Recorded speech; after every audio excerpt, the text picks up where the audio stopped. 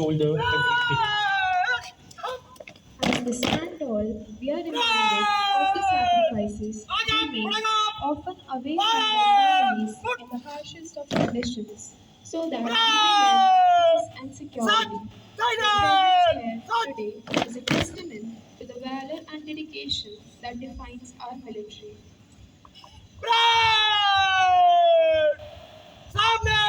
May this moment inspire us all to remember दिन के लिए प्रस्थान कर रहे हैं.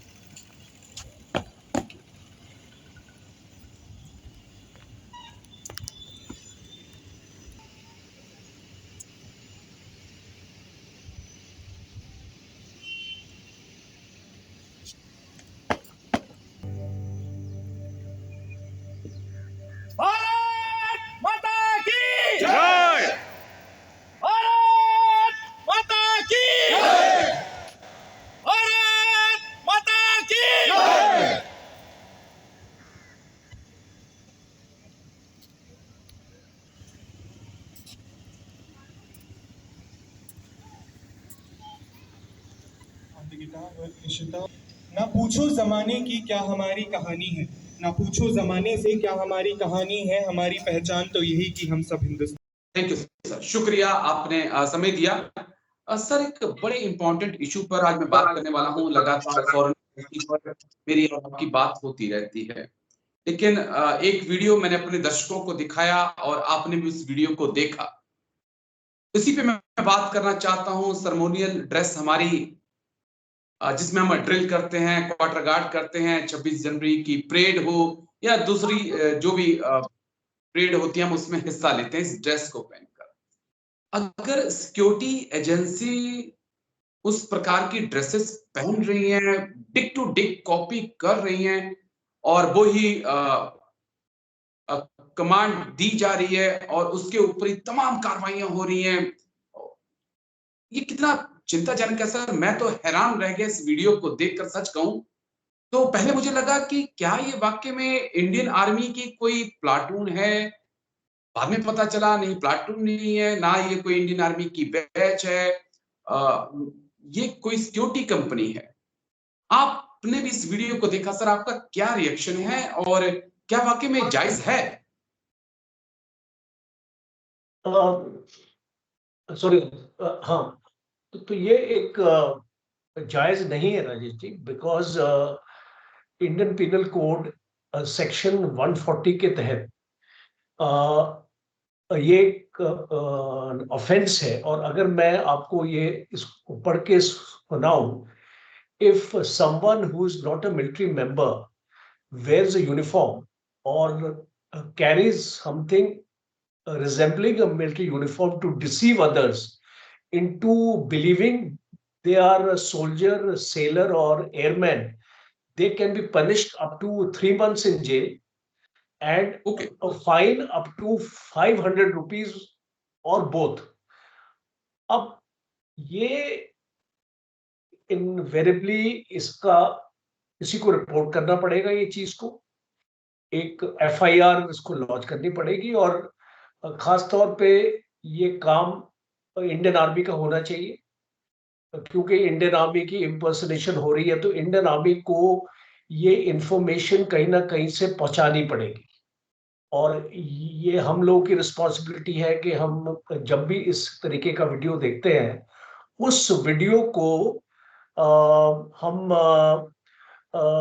इंडियन आर्मी में एडीजी पीआई करके है, ओके, एडीजी पब्लिक इंफॉर्मेशन। अब हम उसको, ये ट्विटर पे भी अवेलेबल है इनका और इंस्टाग्राम हैंडल भी है इनका, और हमको इनको इन्फॉर्म करना चाहिए। और आगे की कार्रवाई फिर वो इंडियन आर्मी एफआईआर इसको करके आगे करेगी। बट इसका जो मुद्दा ये नहीं है, आई मीन ये तो आपका लॉ हो गया। मुझे जी, लगता है कि ये लॉ में बदलाव लाने की जरूरत है। अब Agree, आप sir. देखिए कि 500 रुपए फाइन कर रहे हैं आप, जी, 3 महीने की जेल दे रहे हैं आप, और वो जेल का प्रोसेस भी बहुत लंबा होगा। और ओके सर, और ये एक ये एक बेलेबल ऑफेंस भी है, तो जी, वो अपने कोर्ट केस आपका चलता रहेगा और इसको बेल मिली हुई है।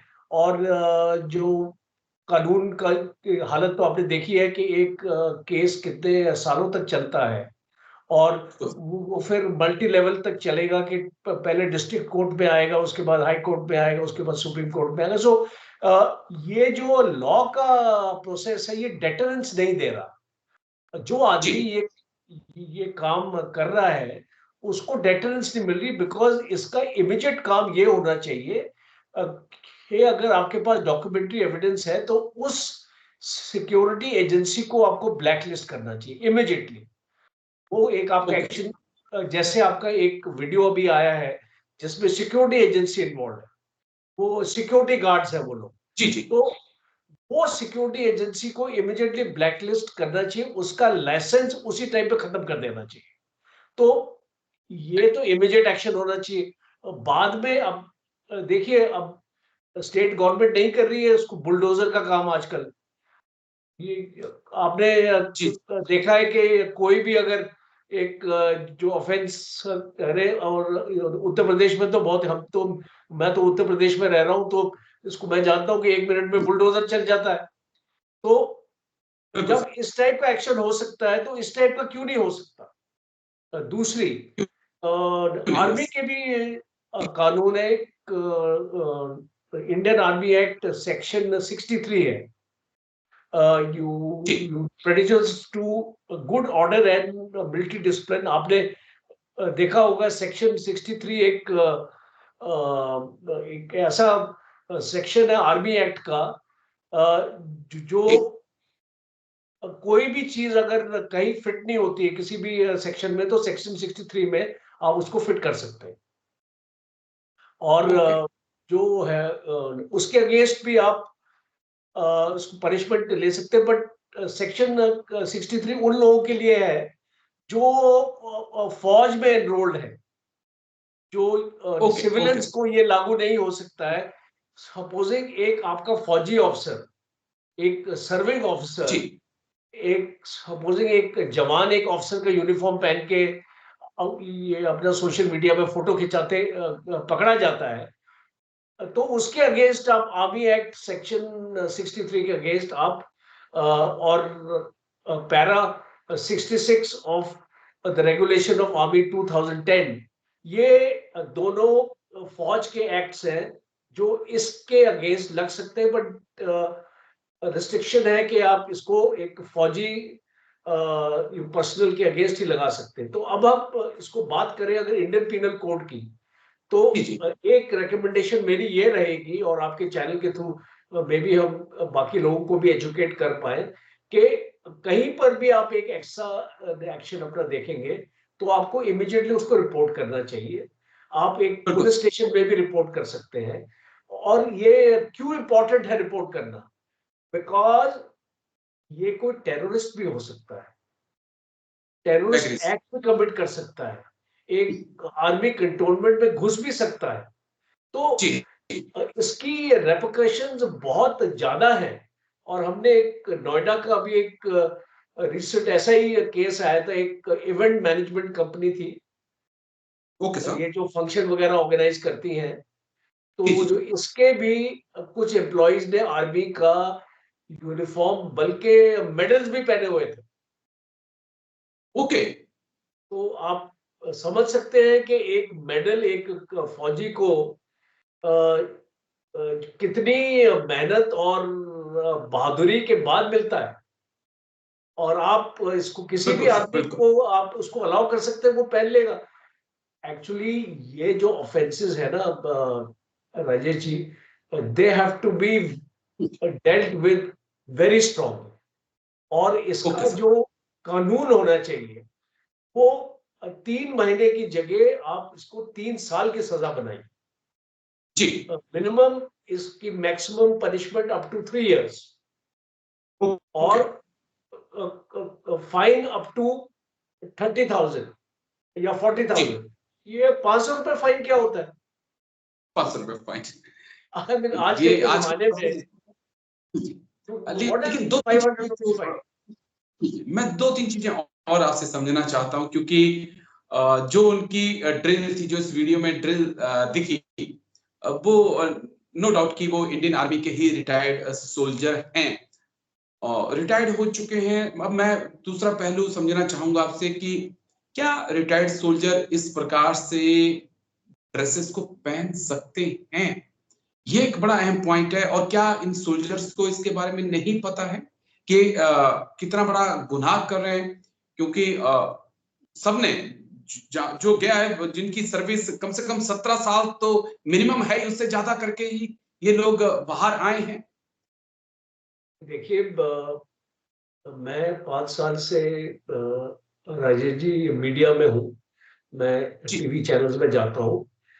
एक कर्नल है जो अपने सिविल ड्रेस पे ऐसे ऐसे मेडल लगा के आता था, जी और वो डिफरेंट डिफरेंट अपना मेडल जो शायद उसने कभी अर्न ही नहीं किए हैं, उसको मिले ही नहीं है, वो ऐसे तमगे ओके लगाता था अपने।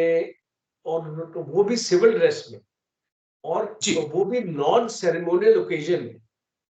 ओके जी सेरेमोनियल ओकेजन में तो आप अपने मेडल लगा लो, बिल्कुल as per the rules of the army वो आपको परमिट करते हैं। बट अगर मैं आपके एक चैनल में आ रहा हूँ, प्रोग्राम करने आ रहा हूँ, तो मैं ऐसे तो मेडल नहीं लगाऊंगा ना, अनलेस 15 अगस्त होगा या 26 जनवरी होगी या कोई ऐसा कारगिल दिवस होगा या ऐसा कोई मौका होगा। और जी जी इस कर्नल को इंडियन आर्मी ने वार्न किया। एक ओके और इंसिडेंट था कि एक लेफ्टिनेंट कर्नल जी एक फंक्शन में कर्नल की यूनिफॉर्म पहन के गया। ओके सर उसने अपने आप को खुद ही प्रमोट कर दिया रिटायरमेंट के बाद। जी तो अब जब हम कुछ ऑफिसर्स भी देखते हैं और जवानों को भी देखते हैं ऐसे, इसकी जो जो ये रिटायर्ड लोग हैं, तो हमको एक फौज में भी एक ऐसा कानून इसको लगाना चाहिए कि एक ऑफिसर रिटायरमेंट से पहले उससे एक अंडरटेकिंग साइन करवाई जाए ओके। जो आपके रिटायरमेंट के डॉक्यूमेंट्स होते हैं उसके साथ साथ एक अंडरटेकिंग होनी चाहिए, जिसमें उसको उस अंडरटेकिंग में ये मेंशन होना चाहिए कि वो कोई भी ऐसा उल्लंघन नहीं करे, और बिल्कुल अगर करेगा तो उसकी पेंशन को रोक दिया जाए। जी। कुछ ऐसा एग्री। स्ट्रॉन्ग मेजर्स अगर आप नहीं लगाएंगे तो आप देखेंगे कि हमारे रिटायर्ड लोग भी, देखिए अब क्या होता है कि कोई सर्कमस्टांसेस होते हैं रिटायर्ड वालों को भी अपने वो ऐसा फील करते हैं कि अब इसको, मुझे अपनी इंपॉर्टेंस नहीं मिल रही है, मुझे अपनी इंपॉर्टेंस कहीं दिखानी है, तो वो जी एक जी। गलत सोच है। तो गलत सोच। और वो दूसरों को क्या दिखाने की कोशिश कर रहे हैं, और एक फौज का नाम भी बदनाम होता है इसमें बहुत ज्यादा।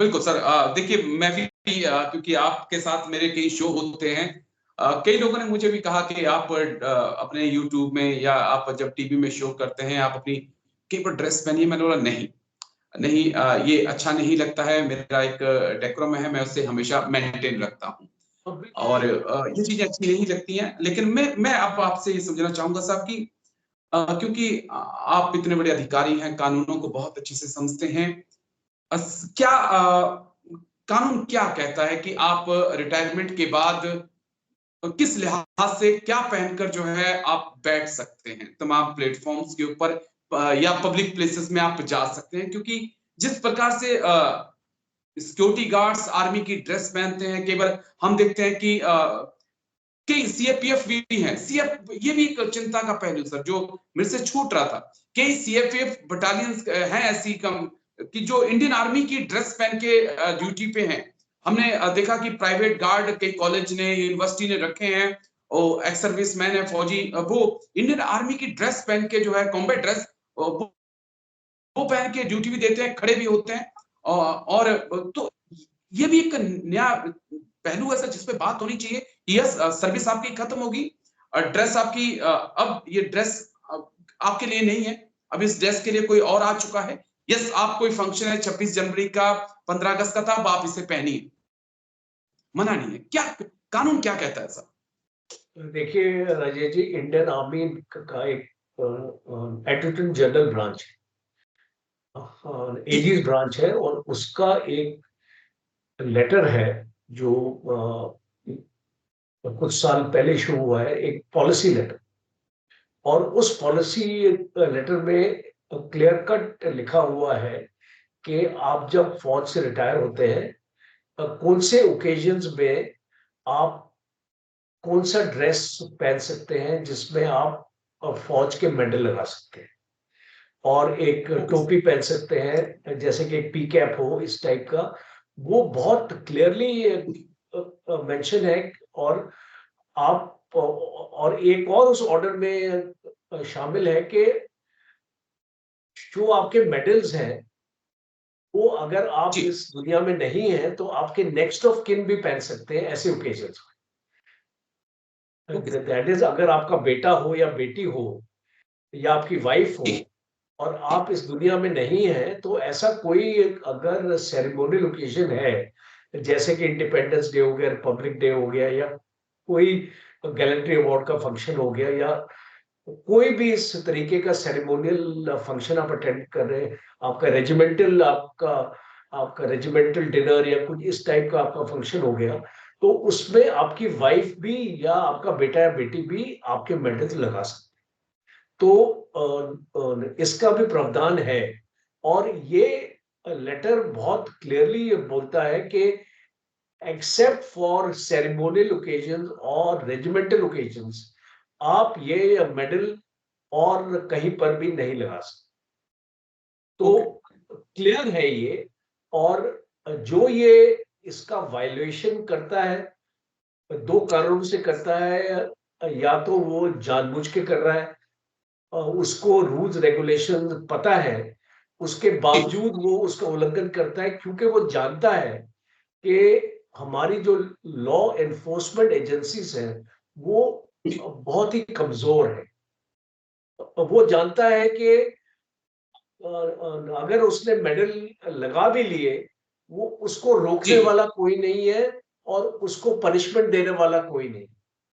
तो जब तक हमारी लॉ एनफोर्समेंट, देखिए सेल्फ डिसिप्लिन तो एक चीज है, जी वो बहुत ही मुश्किल होता है। एक बार आप रिटायर हो जाते हैं तो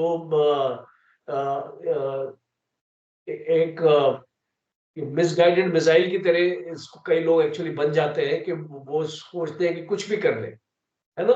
तो कर वो एक आपको एनफोर्समेंट लानी पड़ेगी इस पूरे सिस्टम में। इसलिए मैंने बोला कि रिटायरमेंट के बाद आपको एक अंडरटेकिंग देनी चाहिए, उनसे लेनी चाहिए।